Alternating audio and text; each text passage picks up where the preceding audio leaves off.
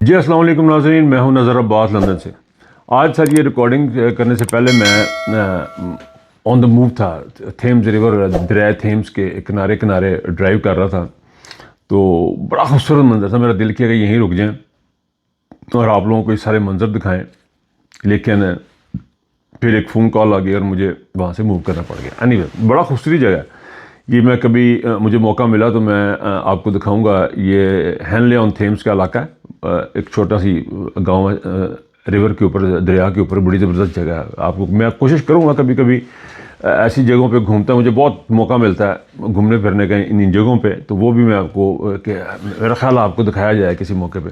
अच्छा जी, लाइक और share please कीजिएगा, ये बड़ा ज़रूरी है। अभी आजकल आप लोगों की सपोर्ट हमें कुछ थोड़ी सी ज़्यादा मिल रही है, वो थोड़ी सी ज़्यादा हुई है, उसका बहुत शुक्रिया। और लाइक शेयर और सब्सक्राइब करने का जो सिलसिला उसको जारी रखें। अच्छा जी, वादी तीरा से मैं फिर दोबारा आज वादी तीरा में कुछ डेवलपमेंट उसके ऊपर बात करेंगे। पीटीआई का इंटरनेशनल कमेटी बनाई उन्होंने, इंटरनेशनल अपना ट्रांसनेशनल रिप्रेशन, उसके ऊपर बात करेंगे। 8 फरवरी को क्यों नहीं करना ज़रूरी, उसके ऊपर बात करेंगे। और हादी का जो केस है, हादी का और उसका ईमान का, उस केस में ईरान को दहशतगर्द करार दे दिया उन्होंने मुल्क, उसके ऊपर बात करेंगे। और पीटीआई के अंदर क्या चल रहा है, चुप करके बैठने के पीटीआई के अंदर की जो आजकल आपको चीज़ें जो नज़र आ रही हैं वो क्यों नज़र आ रही है, उसके ऊपर हल्की सी बात करेंगे।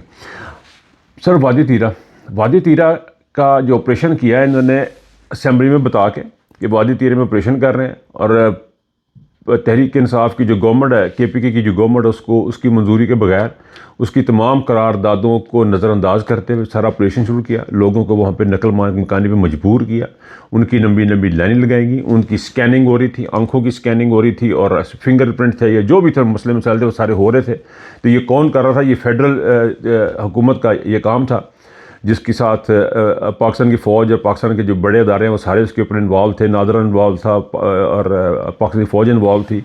ये सारा प्रोसेस हो रहा था, लोगों को वहाँ निकाला गया। लेकिन जब आप लोगों ने देखा कि इसके ऊपर लोगों का रिएक्शन आया और जो वहाँ पे हालात क्रिएट हुए, उसके ऊपर इन्होंने एक यू टर्न लिया, और यू टर्न इतना भोंडा और गंदा लिया जिसकी इंतहा नहीं। यानी कहा जाए लोग आप ही निकल के नट्ठे बजे फिर देना, लोग खुद ही निकल के भाग पीट रहे हैं, खुद ही निकल के भाग रहे हैं। अंदाज़ा करें, खुद ही निकल गए। यानी किस किस्म के ये लोग हैं, कौन सी ये हुकूमत है, ये कितने की इन्होंने अजीबोगरीब किस्म के इनके इक़दामात हैं। जब लोगों के बच्चे ठठरने शुरू हो गए, जब वहाँ पे बुरे हाल हो गए वादी तीरा में, 4 लाख की आबादी तकरीबन अप्रॉक्सीमेटली, उन लोगों को जब अपने दरबदर कर दिया सारा कुछ करने के बाद, अब कह रहे हैं हमने तो कहा ही नहीं। यानी पागल लोग थे। और वो जो स्कैनिंग वाली जो मशीन, जो स्कैनिंग हो रही थी, वो कौन कर रहा था? वो भी आप ही आगे सुन। ये नादरा अपने आप एक्टिवेट हो गया था। सुहेल अफरीदी की आपने बात नहीं सुनी, उसको इग्नोर करते हैं, उसको बाला बाला काम करते हैं, उसको वहाँ पे जाना पड़ा। ये सारे ड्रामेबाजियाँ, हुकूमत, वक़्त की हुकूमत, फॉर्म 47 की रिग्ड इलेक्शन की बिना पे जो वजूद में आई हुकूमत, ये वो कर रही है। और इसका सरबराह जो है वो आसम मुनीर है, इनका सरबराह। आप कहेंगे वो तो चीफ ऑफ आर्मी स्टाफ है, बहुत सारे लोग ये कहेंगे, लेकिन सरबराह, असल सरबराह वही है। पूरी दुनिया को पता है, पाकिस्तान के बच्चे को पता है कि पाकिस्तान की हुकूमत इस वक्त कौन चला रहा है। एक एक बच्चे को पता है ये कौन चला रहा है, और ये आसम मुनीर साहब चला रहे हैं। बहरहाल वादी तीरा का अब कुछ देखने में आया, शाहिद अफरीदी ने भी वहाँ पर कुछ जैकेटें वगैरह भेजी हैं, कुछ शूज़ वगैरह भेजे हैं, कुछ चीज़ें ऐसी ऐसी भेजनी शुरू की हैं। तो बहरहाल इट्स वेरी सैड। जो लोग जा सकते हैं वो उनकी हेल्प करें, उनके लिए इमदाद करें, उनके लिए आप काम करें, और उनकी तरफ जाएं। पाकिस्तान की ये ज़िम्मेदारी है, पाकिस्तान के तमाम लोगों को ज़िम्मेदारी जिनको अल्लाह ताला ने बहुत दी है कि अपने बहन भाइयों की मदद करें और अच्छे तरीके से, मुनासिब तरीके से काम करें। उतरे हुए कपड़ों के बजाय जो नए कपड़े अपने बच्चों को लेके देते हैं, वो उनके बच्चों को लेके दें। जो अपने लिए पहनते हैं वो उनको पहनाएं, बजाय ऐसे फटे पुराने कपड़े आप उनको गिफ्ट करते फिरें। इस किस्म की चीज़ें अब अपने आप को ठीक करें। अल्लाह ताला ने आपको जिनको बहुत दिया, उनकी रिस्पॉन्सिबिलिटी है कि जो वो खुद पहनते हैं वो अगले के अपने दूसरे के बच्चों के लिए भी वही पसंद करें, जो खुद खाते हैं दूसरों के लिए भी वही खाना पसंद करें। यही अफजल सदका और यही अफजल तरीका। अच्छा जी, आगे चलते हैं। पीटीआई के जो ओवरसीज़ के जो सेक्रेटरी बरकी साहब हैं, उन्होंने एक नोटिफिकेशन जारी किया। उस पर उन्होंने कहा जी कि ट्रांस नेशनल रिप्रेशन के ऊपर जो है ना कमेटियाँ बनाई जाएँ। नंबर 1, ये बहुत देर कर दी इन्होंने। बर्की साहब ने ये बनाने में, ये नोटिफिकेशन जारी में बहुत देर कर दी और लिखा हुआ कि जी इनको लोग आज जा आके अपनी रिपोर्टें बताएं। सर आप खुद जाएं, ये लोग नहीं आपको बताएं, आप लोगों के पास खुद जाएं। शहजाद अकबर का केस आपके सामने है, आदर राजा का केस आपके सामने है, ये 2 बड़े केसेस हैं। इस तरह बेशुमार और केसेस भी हैं जो आपके सामने हैं। आपको मैं मुझसे रब्ता करेंगे तो मैं बता दूंगा, क्योंकि मैं तो खुद इस पर बहुत देर से काम कर रहा हूँ। अभी तो बर्की साहब तो अभी काम करना शुरू किया, हमें तो बहुत अरसा हो गया इसके ऊपर काम कर रहे हैं। हमें 4-5 महीने हो गए हम इसके ऊपर काम कर रहे हैं। और हम इसकी ट्रांसलेशन रिप्रेशन के सिलसिले में हम ब्रसल में भी हमारी तंजीमें जिनके साथ सेंटर ऑफ पाकिस्तान स्टडीज़ मिल के काम कर रही है, अबाबील और पाक पैक ने इसके ऊपर काम किया, वो उधर अपने लोगों को मिल रहे हैं, MPs को मिलते हैं वहाँ पर जाके। और जो कुछ भी हो सकता है, ये क्रिमिनल एक्ट है, ये क्रिमिनल एक्टिविटी है जो ट्रांसनेशनल रिप्रेशन है। किसी का पासपोर्ट कैंसिल कर देना, किसी की नेशनलिटी से उसे छीन लेना, ये क्रिमिनल एक्ट्स हैं। ये हुकूमतें जो हैं लीगल तरीके से भी काम करती हैं, लीगल तरीके से भी लोगों को सप्रेस करती हैं, उनकी आवाज़ दबाती हैं लीगल तरीके से, और ये उसका एक हिस्सा है। और ये कि अभी ने जो हादी के और ईमान के साथ जो किया है केस में, वो बड़ा जुल्म किया। ये उसकी तरह ये वही चीज़ है जो लीगल तरीके से उन्होंने की है। लीगल तरीके से लोगों की आवाज़ को दबाना, लोगों को बोलने ना देना, उनको गद्दार करार देना लीगल तरीके से, ये भी एक तरीका है हुकूमतों का। पाकिस्तान की हुकूमत जो है वो दोनों तरीके इख्तियार किए हुए हैं, लीगल भी और इलीगल भी। अब हादी वाला जो केस है, हादी और ईमान को 17 साल की सज़ा हो गई है। 17 साल की उनको सज़ा दी गई और बड़े भोंडे तरीके से सज़ा दी गई उनको, जिसका ना कोई सर ना कोई पैर है। अब ये जो उन्होंने फैसला किया, इस फैसले में एक इनको गद्दार करार दिया मुल्क का।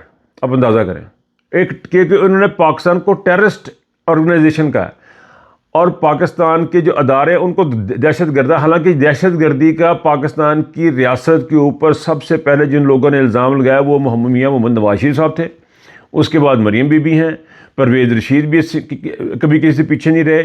जर्नैलों को बुरा भला कहना, पाकिस्तान की वर्दी वालों को गद्दार कहना, अगर सज़ाएं होती तो इनको भी सज़ाएं होती, तो इनको फिर तो हमें समझ लगती। लेकिन ईमान के साथ सच बोलने की सज़ा मिली उसको। ईमान के साथ जो हुआ है वो सिर्फ सच बोलने की बिना पे हुआ है, और हादी के साथ जो हुआ है वो सच बोलने की बिना पे, और ये इन्होंने अच्छा नहीं किया। ये अब दुनिया खुद देखेगी। पहले तो हम दुनिया को जाके बताते थे कि भी ट्रांसनेशनल रिप्रेशन और ये जो केसेस हैं इनके बारे में हम जाके बात करते थे, तो वो PTA वाले जब जाके बात करते थे तो उनको लेते हैं ये तो पॉलिटिकल एजेंडा है। लेकिन जब NGOs और इंडिविजुअल्स जाके बात करते हैं तो उनकी बात का वज़न होता है। अब ये जो केस है इसमें भी यही होगा। अब जो वकील, जो वकला हैं, जो यहाँ की अदालतें हैं, वो उस केस को जब स्टडी करेंगी तो हैरान होंगी कि जब ये इस बात पर सज़ा दे दी, इस ट्वीट के ऊपर सज़ा दे दी है और 17 साल की सज़ा दे रही है। ये यूरोप के बेशुमार मुल्कों में सज़ाएँ, जो कत्ल के मुकदमात की सज़ाओं से ज़्यादा लंबी सज़ा है ये वाली 17 साल वाली, और ये जो आपने इस बच्ची को दे दी, और वो हामला भी है।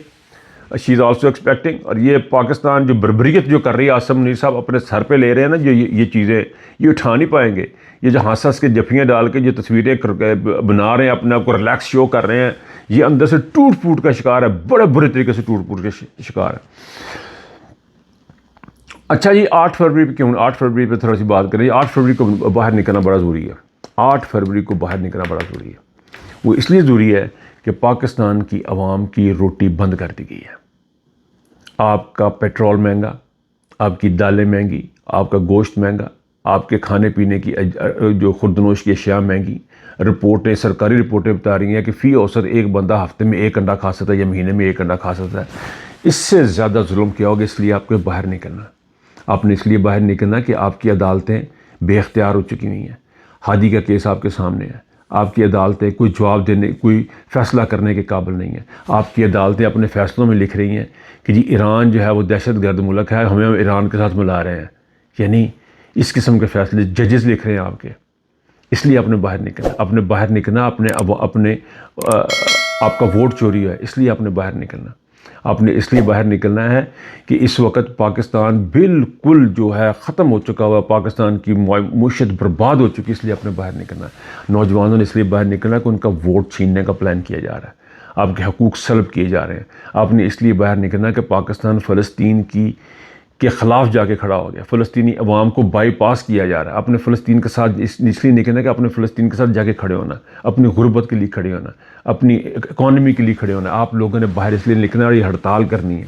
8 तारीख को मुकम्मल हड़ताल करनी है। ये बड़ा ज़रूरी है कि आप लोग वहाँ पर बाहर निकलें। अच्छा जी, आगे चलते हैं जी। पीटीआई के अंदर की साजिश।